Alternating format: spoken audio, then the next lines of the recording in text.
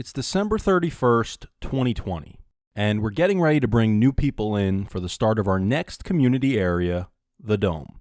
For them, it'll be the beginning of their time in the old world. For me, it's the realization of something that began much earlier than that, because December of 2020 is not where the story of the Dome begins. In fact, it begins many years earlier. If you weren't around to experience Minecraft on the Xbox 360, I could sum it up for you with one word: simple. It was a very simple time. After several months of playing, myself and the original group of oldies had ventured into the Nether for the first time, established an underwater railway system, an underground tunnel system, a treetop community, and various other projects all around our 864 by 864 map. But things were beginning to get a little stale, and that was largely because the more invested we became in Minecraft, the more we learned about what was happening on the PC side of things.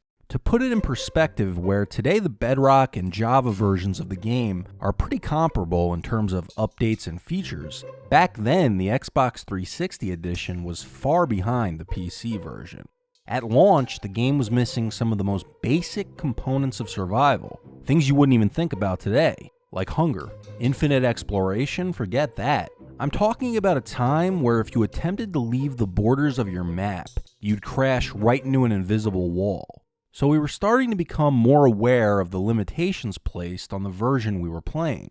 The upside was that we knew what features we could expect eventually. We just didn't know when.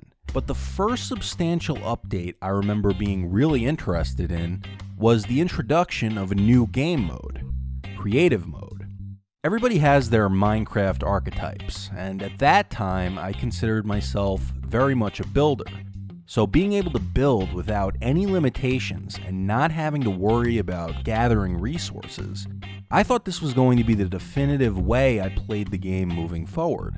Then creative mode releases and I mess around with it a little bit on some smaller projects in the old world, but I decided I wanted to take on my first large-scale build. The concept was a city in the clouds, but given the limited space we had in the old world and the scale I was hoping to achieve, I figured I'd create a new world specifically for this. At that point in time, leaving the old world really wasn't a big deal for me.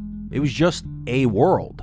Sure, we had invested several months of our time into it, but not enough time had passed for there to be any real sense of nostalgia around it. So I created a new world and immediately got to work designing the main structure.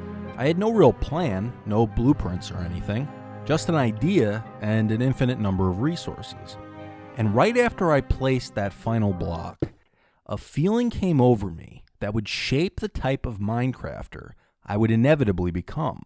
I instantly felt regret over my decision to build this thing in a different world, because now it was separate from all my other stuff. And if people wanted to access the old world, but I wanted to work on this, either they'd be cut off from their projects or I'd be cut off from mine. And the realization of that bothered me so much that I kind of just abandoned the idea entirely and went back to the old world.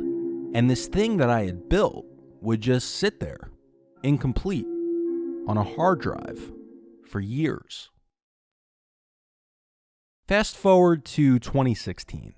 Over those preceding years, I had been playing in the old world, but I was really looking to recapture that sense of community from those early days of Minecraft.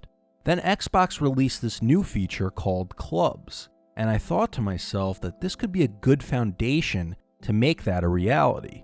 So I created this club called Eldercraft, a place for older Minecrafters to play together. But at that time, I was hesitant about bringing people I didn't know into the old world because by 2016, it had become nostalgic for me and I wanted to preserve it.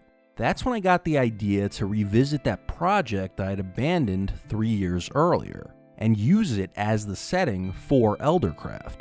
Unfortunately, there was a technical hurdle that needed to be overcome. Realms didn't exist on console yet. In fact, they were still a year away. So in order to host the world for everyone, my only option would be to leave my Xbox running 24/7 like I had done during the 360 era, which I knew from past experience wasn't sustainable in the long term. And without a persistent world that could run without me online, the Eldercraft experiment fizzled out about as quickly as the idea had come to me, and I returned to the old world. And I figured that was it for my city in the clouds. Then, not long into the start of the realm, I got into a conversation with one of the members at that time, and he mentioned to me that there was this program that allowed you to move chunks between worlds, something I didn't even know was possible. Finally, 6 years after it was initially built, I could bring this structure into the old world and maybe, potentially, do something with it. But it wasn't until after the island when it seemed like the perfect opportunity to revisit the idea. Which brings us back to December 31st, 2020. The Dome is scheduled to begin the following day to kick off 2021. What could possibly go wrong?